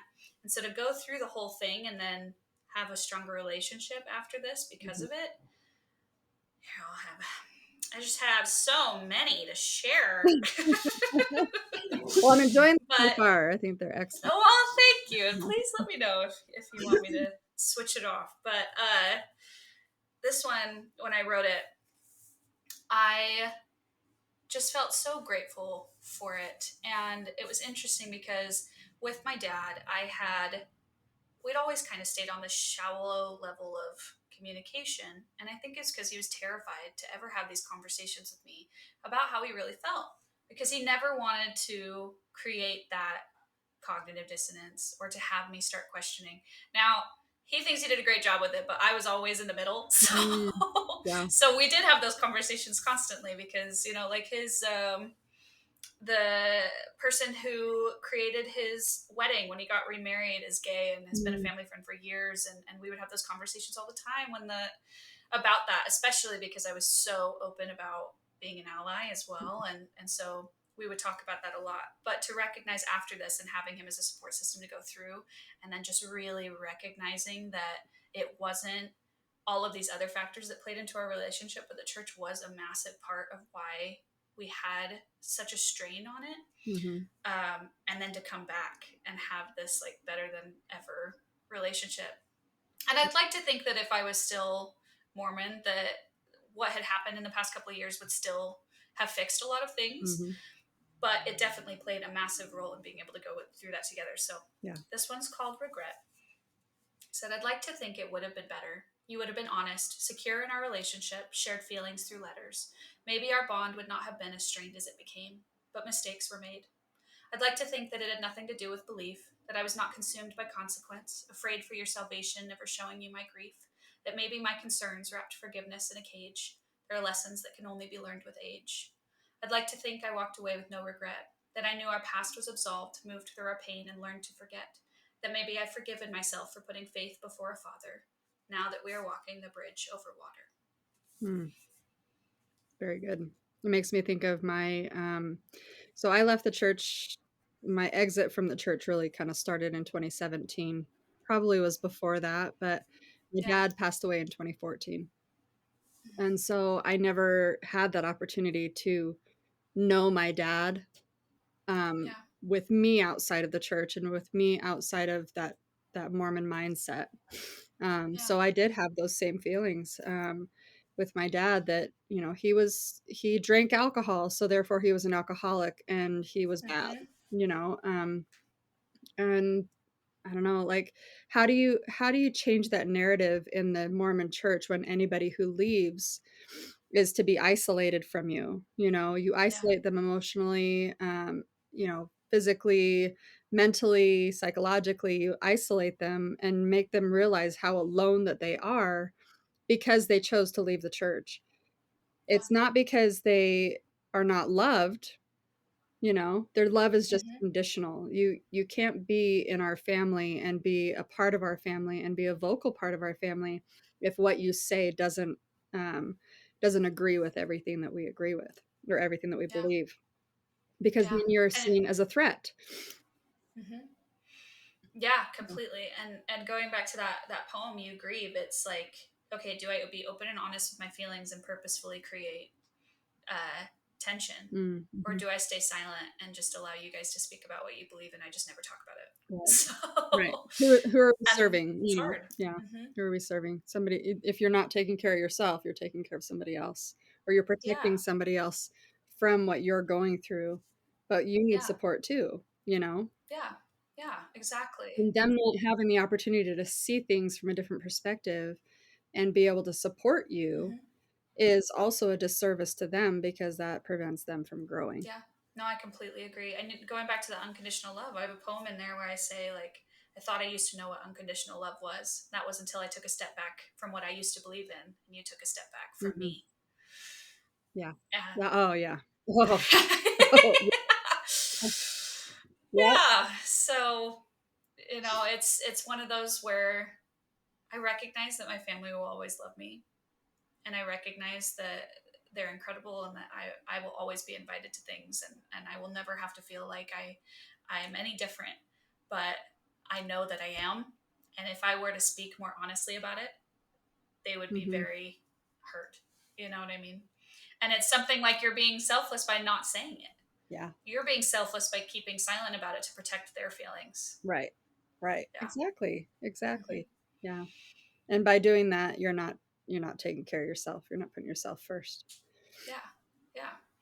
But I'm like, I don't think they really understand how much it really hurt to go through faith crisis. That it's not like, oh, Yeah. I am great now because I get to drink. You're like, I get to drink and I get to do all mm-hmm. the things the church told I me can was do whatever I wrong. want. Right. Yeah, I just Yeah. took a step back because I feel better. I'm happier. I'm a materialistic Mhm. happy, and You're and going shopping on Sunday. yeah, and it was like I felt so alone in those feelings as I was going through them because I wasn't allowing myself to look at anything else because it was still anti-Mormon in my brain, Mhm, or mhm, they were having a negative view on the church. And I didn't want to put myself in the position where I was researching more into that specific feeling. And maybe I was just going to feel that way. And mhm. so to feel so isolated and alone in those feelings because I didn't feel safe searching for them somewhere else, again, it goes back to why I wrote this, because I wanted people to see that there is a lot of decision making and a lot of emotions involved, especially when someone who's stayed devout their whole life through very Mhm. hard things, Yeah, um, like what caused them to leave. right. And to have that be that most people I've talked to that have experienced a faith crisis and ended up leaving, it was because they researched more, they prayed harder, they worked to stay in it. And it Mhm. was ultimately what led them down the path of finding out that it wasn't true. Right. And that was heartbreaking. Like the minute you come to that decision, Mhm. it's like earth shattering because you come to that conclusion, then you're like, I can't go back. Right. Even if I wanted to go back, I can't. And Yeah. I had this experience just recently where my mom got married while I was in Oregon, just a town hall. And then a year later, so this was back in September, she's going to get sealed in the temple. Mhm. And she invited all of us. She really wanted all of us to be there.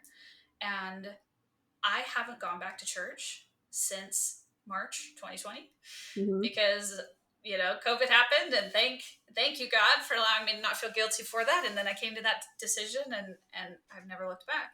Well, it's kinda like the So dots, the picture with the dots, right? You can't yeah. you can't go through a faith transition if you're still going to church. Mm-hmm. Like, you can't fully go through it. You can start, but Yeah. going back and being in the echo chamber and, being surrounded by people that if you have a good ward and a good ward family that you love and you don't wanna, lose that, Mm-hmm. or you don't wanna abandon them, you don't wanna hurt anybody else. But by stepping back, you can actually see the Mm-hmm. big picture, and by seeing the big picture, you can't go Oh, back, yeah. you And know? ironically, it's like the veils lifted over your eyes. You're Yeah, like, exactly. Yeah, I can't go back. yeah. And but I love my mom, and I'm like, of course I'm gonna come, and I'll just sit outside the temple, and it'll be great, and I'll see Mhm, you, and it'll be awesome because I wasn't able to be a part of your wedding the year before with timing and everything. So I can't. I'm so excited, right? And I thought I was gonna be totally fine. I was like, I'm great. I'm healed. I'm totally fine with this. I haven't gone back since, so obviously, it'll be a little different to see everyone in that position. And I was like, well, my brother will be there, my cousins will be outside, so it's not like I'll be alone. I'll be totally mhm. fine. I'm fine. Skip forward to the day. Yeah, And she's getting married at Timpanogos Temple. And I get there early because I drove with her. And so she walks in, and I'm alone outside the temple while all my family members come up. And every single one hugs me, walks in the temple, walks to the temple, walks to the temple. And I'm left outside alone by mhm, myself. mhm, And I just started bawling. And I walked around the side because there's like that back side of the temple. And I called Nate because he had to stay home for work. And I'm just crying. And he's like, does this mean you want to go back? Like, why are you feeling so sad about it? And I'm like, no, it's that every single person that just hugged me right now thinks that I can't go in because I've sinned or because mhm. I've made a decision that I don't want to be in there. But I would like it nothing more than for it to be true and for me to be in there with my mom right now.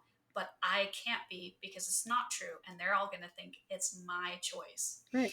And I was bawling. And Mhm, then my brother showed up like 30 minutes later and then just hugged me and kept me outside. And he said the sweetest thing. I was just like, why are you so okay with this? Like, how are you okay right now?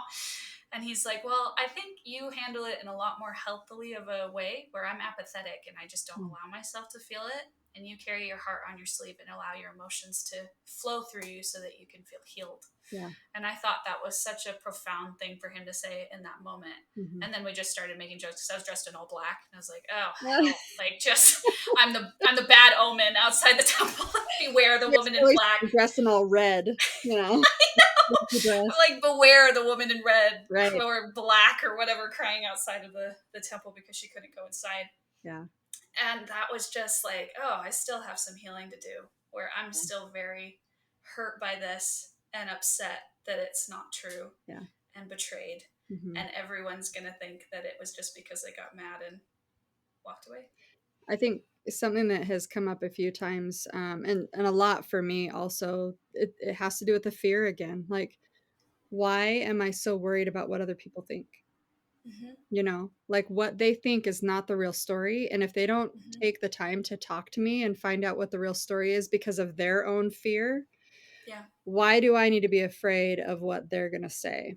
Why do I Yeah. need to be afraid of how they're going to behave? Because that's Mm-hmm. not about me, that's about them. Yeah. It's not about them actually knowing what my story is.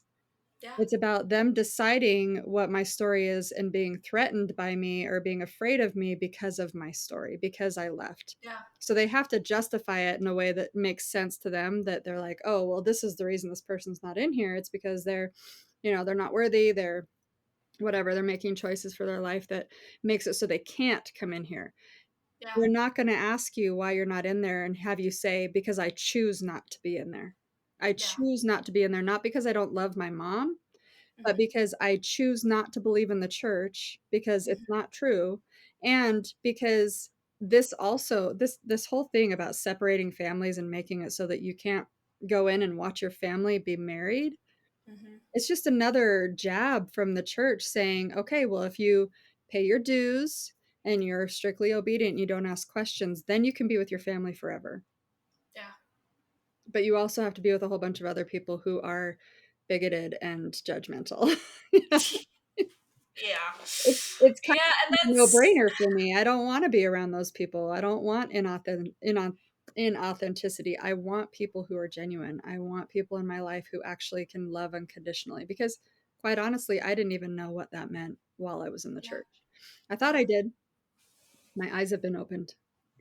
Well, and that's what was so, Your eyes have not yet been opened. right? Sorry. No, yeah, right? And I'm like, I feel like I was a walking contradiction for years because I felt like with my friends in high school who were never Mormon, I couldn't care less. And I knew that they were better than some of the people I knew that were Mormon, but I didn't provide myself with that same Yeah, feeling, with that same empathy. yeah, I didn't allow myself to feel about myself that way. And it was like I held this higher judgment, which is so funny because one of the questions I always had was like, well, if I never knew about Mormonism and I didn't do anything and then I got up to heaven, then I was set. But if I knew about Mormonism and then I left, it's like, oh. another way of trying to keep So, you in there, right? You know? and I was like, how unfair is that? That I have to be perfect now and I have to know everything Yeah, to get up there just because I knew about it. yeah, But talking with my mom the other day, I think just going back to what you were saying about caring what other people think mhm, and worrying about that. Obviously, it's something that I still struggle with. yeah, And it's something that I'm very conscious of and careful to make sure that um, when my whole overarching theme is trying to bridge those gaps between mixed faith families and mhm, making sure that Mormons feel safe in this space, ex Mormons feel safe in that space, and can have those open ended conversations without it becoming defensive or threatening, yeah, which is very hard. it It's is. incredibly hard when Mhm, it's dealing with a faith crisis like this. But releasing a book like this, I'm incredibly passionate about it. And having that conversation with my mom where she's worried about how people are going to take it or how it's going to be perceived. And I think I have healed a little bit in that way from even just in September of speaking and watching that with my family and hugging everybody outside the temple. I'm like, I'm mhm, releasing this and it's up to you to read it and interpret it the way you want. But I have been completely open about my journey, completely open about exactly how mhm. I feel, and it's up to you whether or not you're going to read it. If you choose to take it as anti-Mormon doctrine, then that's what you choose. Yeah, But I feel content in what I've had to say, mhm, and it's not based in anger. It's not based in fear. And I think that's the yeah, most important thing is it's just an honest telling of what it actually feels like to go through a faith crisis. yeah. Yeah, and all the aspects of it. It's not just, I chose to leave and I left, and, all the things that were on my Yeah. shelf. It's all the aspects of it, all the interpersonal relationships, all the personal feelings, all the, cognitive dissonance. I'm really excited to read the rest of your book. Yeah. You have a copy. So I'm excited to hear what you think of the whole thing. Yeah. But Well, so far yeah, I've been it's been terrifying. So far, chills every single time. Every single time you've read a poem, every single time I've read one, just full body chills. Oh, thank you so much. And that's the whole reason I did it, right? So that we can all relate Yeah, and hopefully when people are going through this, they can feel a little less alone before they feel confident enough to yeah, start looking into that and making that decision for themselves. yeah, absolutely. Yeah. Is there anything else that you want to share? Do you want to share your Instagram page and how people find you, and again tell the name of your book, and if there's anything else you need to Yeah. share about your story, you can do that too. Yeah, I would love to. So, like I've said through this whole thing, my entire story is based in a book. So it's up to audience interpretation. It's written poetry, but it's laid out in a way that I hope you're able to see exactly how I felt, exactly what I went through. But it's not my story that I'm hoping it resonates with, but your own story, Mhm. and you're able to feel comfort within the words that I've put down on the page. It's called Stray, A Journey In, Through, and Out of Faith by Sarah Jane Pyper. It's available on Amazon and Barnes & Noble. My poetry page on Instagram is Pyper Poetry. It's Pyper with a Y, Pyper Poetry. And my TikTok is Sarah Jane Pyper Poetry. And there are links to the actual book both on there. And I share the poetry every other day on both of those pages. And love those thought-provoking questions. So if people buy the book or share the book, I am more than happy to start a dialogue and conversation about how it helps. And I'd love to hear um, how it's helped you or how it's resonated with you. Excellent.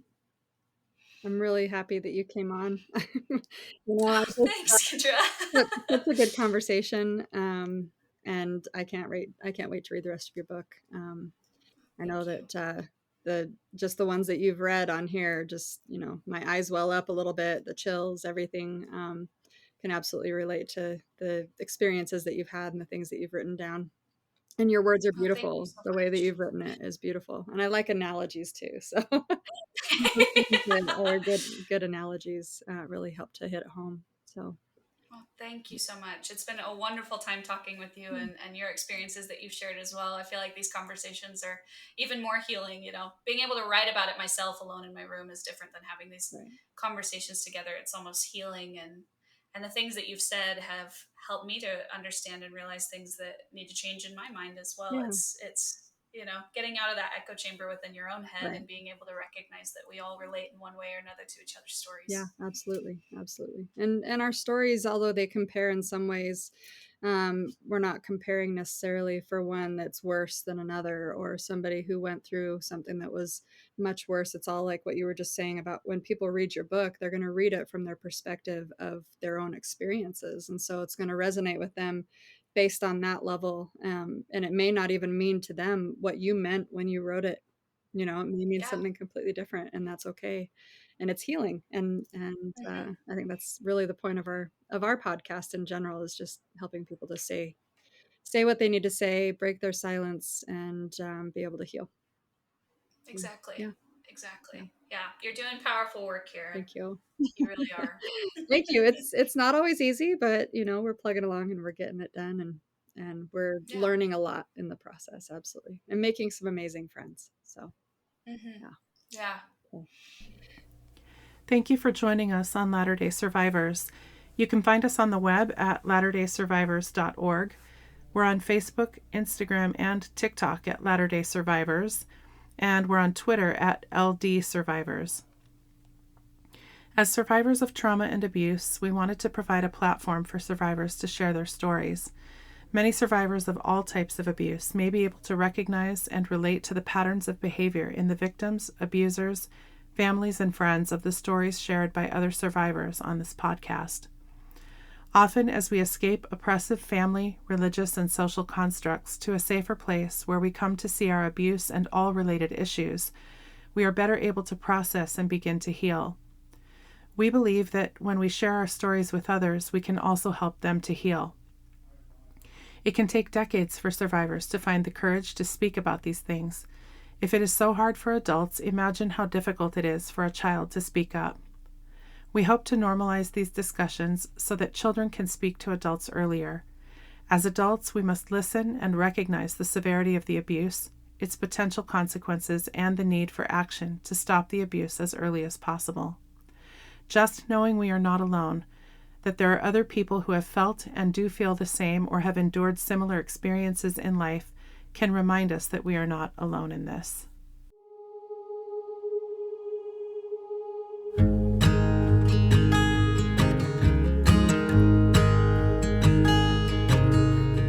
Oh my child, I know you're hurt and you can't let go. It's not your fault and you don't deserve all the bad and the hurt.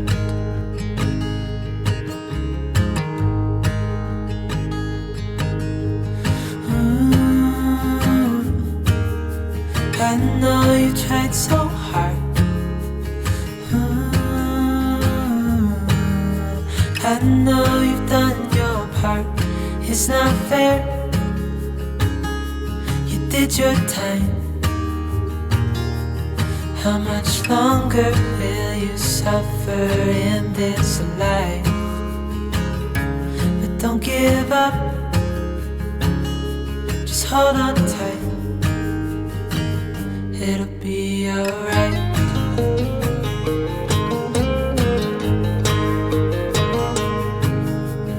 All your life you've tried to be a good man inside. Did everything that you thought you should. Didn't seem to do you any good.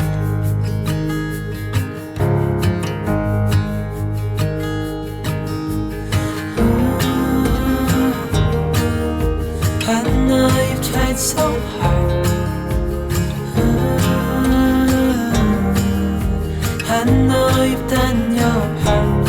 It's not fair. You did your time. How much longer will you suffer in this life? But don't give up. Just hold on tight. It'll be alright.